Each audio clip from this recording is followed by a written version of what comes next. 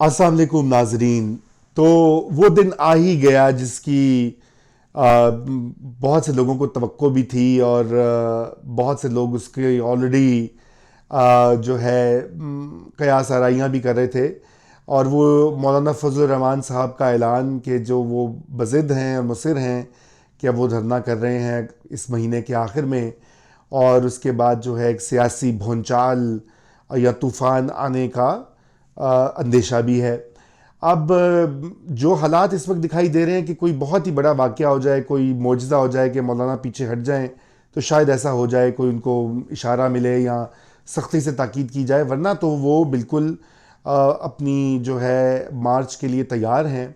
और अब तो उन्होंने ये तवक्को भी छोड़ दी है कि उनके साथ बड़ी जो पार्टियां हैं वो मुकम्मल तौर पर खड़ी होंगी या उनका साथ देंगी। अब वो खुद ही अपने ज़ोर बाजू पर या अपने मदारिस के ज़ोर बाजू पर वो आगे बढ़ रहे हैं।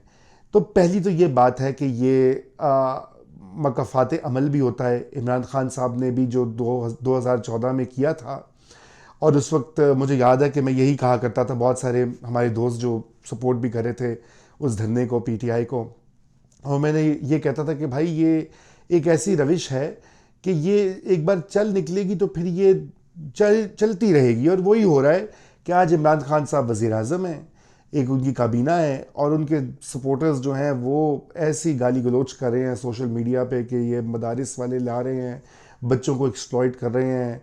और वो फेक न्यूज़ भी, कोई पोस्टर वोस्टर भी छापा कि वहाँ पे शायद लौंडेबाजी भी होने का इम्कान है।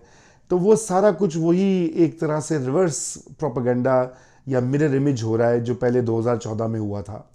बहरहाल ये तो बातें आप सबको पता हैं। अब सवाल ये कि आगे क्या होने वाला है।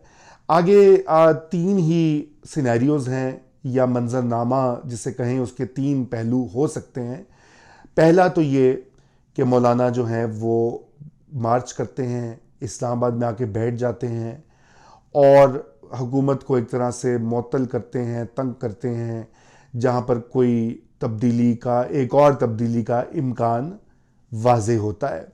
और रफ्ता रफ्ता उनके साथ बड़ी जो मेन स्ट्रीम पार्टियाँ हैं वो भी देखती हैं कि अच्छा ये हो रहा है, तो अब मौका आ गया कि वो भी जाकर इसमें शामिल हो जाएं, और जो उनका पीटीआई की गवर्नमेंट के ख़िलाफ़ जो भी उनकी चार्जशीट है या जो भी उनका गम व गुस्सा है एहतसाब पर, और ये वो निकालें और इस हुकूमत को गिराएं। मेरे ख्याल से ये तो बेस्ट केस सिनेरियो होगा मौलाना साहब के लिए। मुल्क के लिए नहीं मुझे पता, मुल्क के लिए बदकिस्मती से ये इस तरह की चीज़ें बेस्ट केस नहीं होती, क्योंकि जितना आप अमन व अमान को नुकसान पहुँचाएंगे, मीशत को और नुकसान पहुँचेगा। तो पहला सिनेरियो तो ये है कि हुकूमत जो है वो गिर जाती है, और जो है इमरान खान साहब वज़ीर आज़म नहीं रहते। दूसरी सूरत में ये हो सकता है कि इमरान खान साहब कुछ लचक दिखाएं, कुछ मुज़ाकरात पे आमादा हों और कोई रिलीफ दें किसी किस्म का अपोजिशन को। ये भी एक सिनेरियो हो सकता है। ये मुश्किल लगता है क्योंकि अभी तक इमरान खान साहब जो हैं वो गैर लचकदार रवैये का मुजाहरा करते रहे हैं। हो सकता है कि उनको कोई ताकीद आ जाए रावलपिंडी की तरफ से, और उनको ये कहा जाए कि भाई जाके इनसे बातचीत कीजिए, टीम बनाइए, मुज़ाकरात करें, वगैरह वगैरह। तो कोई ऐसी सूरत हाल निकले, ऐन मुमकिन है, क्या पता, आने वाले हफ्तों में मालूम हो जाएगा। तीसरा सिनेरियो बड़ा ख़तरनाक किस्म का है, और वो ये कि वहाँ पे फिर कुछ मारपीट हो, खून खराबा हो, बदकिस्मती से 1977 में जैसे भुट्टो साहब ने किया था पीएनए के ख़िलाफ़, और उस वक्त फिर आर्मी को स्टेप इन करना पड़े और ये पूरा जो निज़ाम है ये उलट पुलट जाए, और इसकी बिसात जो है वो ही उलट जाए पूरे सिस्टम की।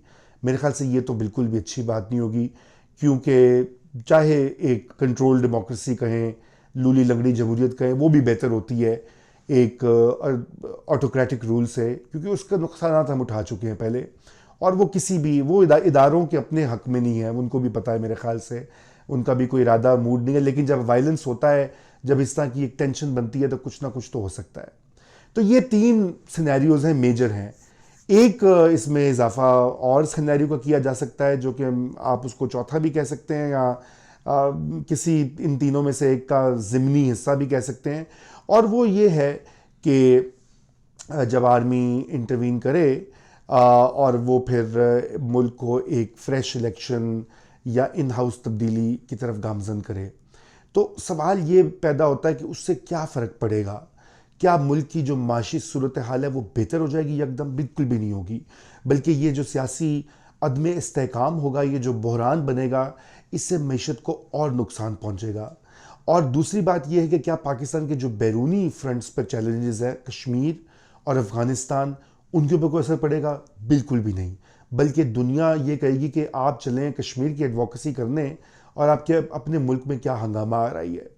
तो मेरे ख्याल से ये इस वक्त जो है इतनी नाजुक सूरत हाल पे पाकिस्तान खड़ा है कि ये मज़ीद गड़बड़ और शेकअप का मुतहम्मिल नहीं हो सकता। मेरी यही इस्तदा होगी तमाम फ़रीक़ैन से, जिसमें कि ज़ाहिरी बात है इस्टेब्लिशमेंट, सियासी पार्टियाँ जिनमें अपोजिशन भी शामिल है, और उसके साथ साथ मीडिया, जो कि अब इसको यकीनन प्ले अप करेगा और ऑलरेडी वो शुरू हो गया है काम, कि वो ज़िम्मेदारी और होश से काम लें।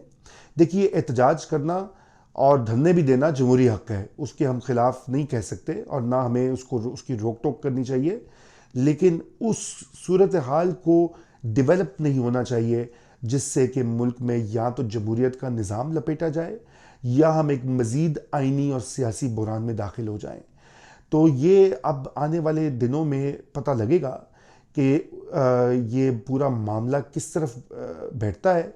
अलबत्ता ये ज़रूर कहा जा सकता है कि वज़ीर आज़म इमरान खान साहब के लिए अब एक बहुत टफ़ टाइम स्टार्ट हो चुका है सियासी तौर पे। वो इससे बच भी जाएंगे अगर, जैसे कि नवाज शरीफ बच गए थे 2014 में के आखिर में, लेकिन जो इंस्टेबिलिटी कायम होगी उससे उनकी जो एक थिन मेजॉरिटी वाली हुकूमत है वो कितनी देर सरवाइव करेगी, ये अब आने वाला वक्त ही बताएगा।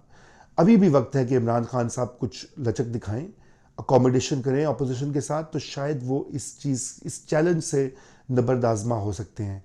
लेकिन बदकिस्मती से वो सोलो फ्लाइट और एक पार्टी के रूल के कायल हैं, वो भी और उनके बहुत से सपोर्टर्स भी, और मुझे नहीं दिखाई देता कि वो कोई इस तरह की लचक का मुजाहरा करेंगे। और शॉर्ट ऑफ दैट जो है ये अब उनके लिए एक कड़ा इम्तहान है, सियासी चैलेंज है। माशी चैलेंज से तो वो ऑलरेडी डील कर रहे हैं, अब देखना है कि ये वो कैसे डील करते हैं और आगे क्या होता है। खुदा करे कि जो कुछ भी हो वो पाकिस्तान के हक़ में हो और पाकिस्तान की बेहतरी के लिए हो। शुक्रिया।